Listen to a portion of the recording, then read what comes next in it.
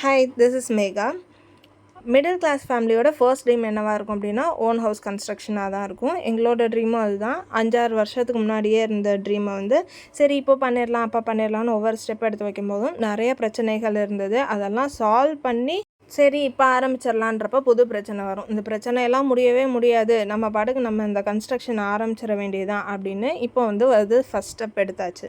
இந்த சீரீஸெல்லாம் நீங்கள் எப்படி பார்க்க போகிறீங்கன்னா, ஒரு ஓன் ஹவுஸ் ஃபுல் ஹவுஸ் நீங்கள் வந்து கன்ஸ்ட்ரக்ட் பண்ணுறதுக்கு எவ்வளோ அமௌண்ட் வந்து செலவாகும், எதுக்கெல்லாம் டிவைட் பண்ணி எவ்வளோ அமௌண்ட் செலவாகும், எதுலலாம் நீங்கள் அமௌண்ட்டை வந்து சேவிங்ஸ் பண்ணலாம், எதெல்லாம் தேவையில்லாத அமௌண்ட் வந்து செலவாகிறது அப்படின்னு நீங்கள் கம்ப்ளீட் சீரீஸ் பார்க்க போகிறீங்க. என்னோடய ஃபுல் ஹவுஸ் கன்ஸ்ட்ரக்ஷன் எல்லாமே கண்டிப்பாக ஃபுல் vlog வந்து நான் டீட்டெயில்டாக போடுறேன். அதில் எவ்வளோ அமௌண்ட் நீங்கள் சேவ் பண்ணணும்னு நினைக்கிறீங்களோ அவ்வளோக்கு நீங்கள் வந்து சேவ் பண்ணிக்கலாம். கண்டிப்பாக யூஸ்ஃபுல்லாக இருக்கும். ஃபுல் வீடியோ நீங்கள் வந்து செக் அவுட் பண்ணிக்கிங்க. இனிமேல் பார்ட்டாக வந்து வீடியோஸ் வந்து வரும். பூமி பூஜை போட்டு பந்தக்கால் நட்டு நம்மளுக்கு வந்து வீடு கன்ஸ்ட்ரக்ஷன் ஸ்டார்ட் பண்ணியாச்சு. ரொம்ப நாள்லாம் ஆகலை. இப்போது ஒரு 1 month கிட்ட தான் அது. தை மாதம் பிறந்ததுக்கப்புறம் தான் வந்து ஸ்டார்ட் பண்ணோம் கன்ஸ்ட்ரக்ஷன். நம்மளுக்கு நேட்டிவில் ஆல்ரெடி இடம் இருக்குது. இடத்துக்கு மேலே ஏற்கனவே வந்து வீடு கீழே மட்டும் கட்டியிருந்தாங்க. எப்படி கட்டியிருந்தாங்கன்னு ஆல்ரெடி ஒரு வீடியோவில் சொல்லியிருந்தேன்.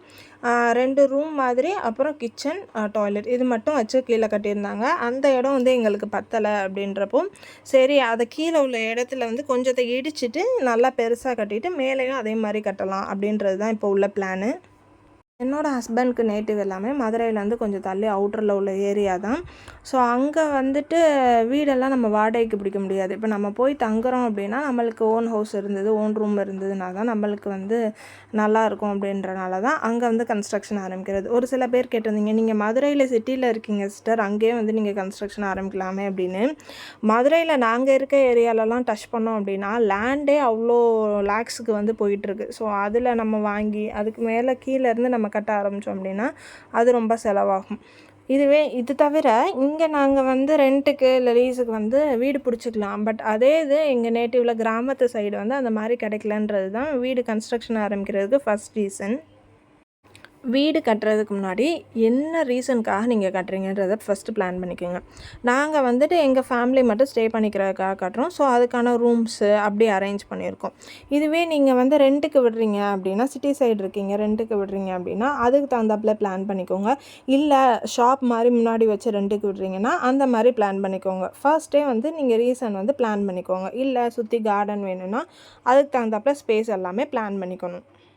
இப்போ கீழே வந்து பில்லர் எல்லாமே இறக்கிட்டு அதுக்கு மேலே சென்ட்ரிங் போட ஆரம்பிச்சிட்டோம். சென்ட்ரிங் போட்டதுக்கு வந்துட்டு எங்களுக்கு ஊரில் உள்ளவங்களுக்கு தெரிஞ்சவங்களுக்கு எல்லாருமே சொல்லி இந்த மாதிரி விருந்து வந்து வைக்கணும். இங்கே உள்ள பழக்கம் வந்து இது. இப்போ நம்மளோட ட்ரீம் ஹவுஸ் கான்செப்ட் எப்படி ஸ்டார்ட் ஆச்சுன்னு பார்க்கலாம். 6 இயர்ஸ்க்கு முன்னாடி இதே மாதிரி ஹவுஸ் கன்ஸ்ட்ரக்ஷன்ஸ் வந்து ஆரம்பிக்கிறாங்க. அப்போ வந்துட்டு கீழே மட்டும் எக்ஸ்டெண்ட் பண்ணலான்ற ஐடியாவில் ஒரு 3-4 டேஸ் கிட்ட ஒர்க் வந்து போகுது. அப்படி ஒர்க் நடந்துகிட்டு இருக்கும்போதே ஒரு பெரிய ப்ராப்ளம் வந்து வருது. அதோடு அந்த கன்ஸ்ட்ரக்ஷன் ஸ்டாப் பண்ணது தான் 6 இயர்ஸ்க்கு அப்புறம் இப்போ தான் திரும்ப ஸ்டார்ட் பண்ணியிருக்கோம். என்ன ப்ராப்ளம் அப்படின்னா, நம்மளுக்கு தென்னந்தோப்பு இருந்தது. அது வந்துட்டு பாரம்பரியமாக வராது. அதாவது என்னோடய மாமனாரோட அப்பாவோடது. அப்படின்னு பார்க்கும்போது அது வந்து மாமனாரோடது, சின்ன மாமனாரோடது, பெரிய மாமனாரோடதுன்னு சொல்லி ஒரு 4-5 பேருக்கு அது சேர்ந்தது. எங்களோட வீடு பார்த்திங்கன்னா மாமனார் வந்து தனியாக இடம் வாங்கி அதில் வந்து கட்டினது. ஸோ அது அவங்களோடது மட்டும்தான். பட் தென்னந்தோப்பு வந்து அப்படி கிடையாது, எல்லாரோடதும் சேர்ந்தது. அப்போது 6 இயர்ஸ்க்கு முன்னாடி என்னாச்சு அப்படின்னா ஒரு இஷ்யூ வருது. அதாவது அவங்களோட பசங்க எல்லாமே வந்துட்டு சிட்டிக்கு மூவ் ஆயிடுறாங்க. அதனால அவங்களையும் கூப்பிட்றாங்க. ஸோ அவங்களோட பங்கு தோப்பை வந்து விற்கிறதுக்காக அவங்க வந்து டிசைட் பண்ணுறாங்க. இப்படி ஒரு 2-3 பேர் டிசைட் பண்ணும்போது மற்றவங்களும் டிசைட் பண்ணிடுறாங்க. அப்போது மாமாவையும் என்ன சொல்கிறாங்க அப்படின்னா, நீயும் உன்னோட பங்கை வந்து விற்றுரு, நீயும் வந்து சிட்டிக்கு வந்து உங்கள் பசங்க போகிறப்ப போயிரு. இப்போ நாங்கள் மதுரையில் இருக்கோன்னா நீங்களும் மதுரைக்கு வந்துடுங்க, இந்த மாதிரி நேட்டிவில் வந்து இருக்க வேணாம் அப்படின்ற மாதிரி சொல்கிறப்போ மாமனார் வந்து அங்கேயே இருந்து வாழ்ந்து வளர்ந்தவங்க.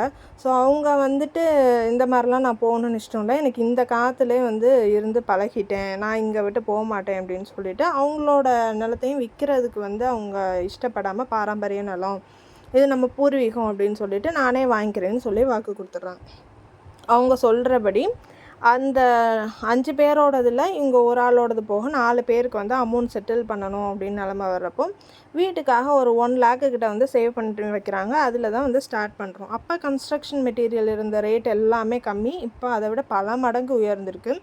அப்போது உள்ள மெட்டீரியலில் வந்துட்டு மேல் பாட்டம் வரைக்குமாச்சும் போட்டுடலான்ற பிளானில் தான் இருந்தாங்க. பட் இந்த இது பண்ணுறனால அவங்களுக்குலாம் அமௌண்ட் செட்டில் பண்ணுமேன்னு தூக்கி கொடுத்து இருந்த அந்த கன்ஸ்ட்ரக்ஷனுக்குள்ள அமௌண்ட்டும் பத்தாமல் வேறு அத்தையோட ஜுவல்ஸையும் வச்சு கொடுத்து அந்த அமௌண்ட்டும் பத்தாமல் என்ன பண்ணிட்டாங்க அப்படின்னா கடனையும் வந்து வாங்கி கொடுத்துட்டாங்க. ஏதோ ஒரு நம்பிக்கை. ஆனால் அந்த பூர்வீக சொத்தை வந்து காப்பாற்றணும் அப்படின்ற ஒரு மைண்ட் செட்டில் இருந்த எல்லா ஜுவல்ஸு அப்புறம் இவங்க சேவ் பண்ணியிருந்த அமௌண்ட்டு எல்லாத்தையுமே கொடுத்துட்டாங்க. கொடுத்தது போக நிறைய அமௌண்ட்டை வந்து கடன் வாங்கிட்டாங்க. தோப்பில் வந்து நம்ம விற்றுறக்கூடாது, பூர்வீகம்னு அந்த மைண்ட் செட்டில் என்ன பண்ணிட்டாங்கன்னா நிறையா வந்து கடன் வாங்கிட்டாங்க.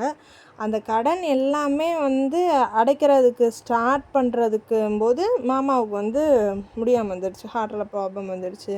ஹார்ட்டில் சர்ஜரி பண்ணி அப்படின்னா அது ஒரு பல்க் அமௌண்ட். அது வந்து கடன் வாங்கி அது ஒரு அடுத்த பிரச்சனையில் வந்து மாட்டணும். ஸோ இந்த 2 கடனையும் அடைச்சி எல்லாம் முடிக்கவே வந்துட்டு கிட்டத்தட்ட 6 இயர்ஸ் கிட்ட ஆயிடுச்சு. நெக்ஸ்ட் எபிசோடில் நம்ம மீட் பண்ணலாம். தொடர்ந்து நம்மளோட வீடியோஸ் பார்க்குறதுக்கு நம்மளோட சேனலை சப்ஸ்கிரைப் பண்ணிக்கோங்க. Until then, bye from Megha. Love you all.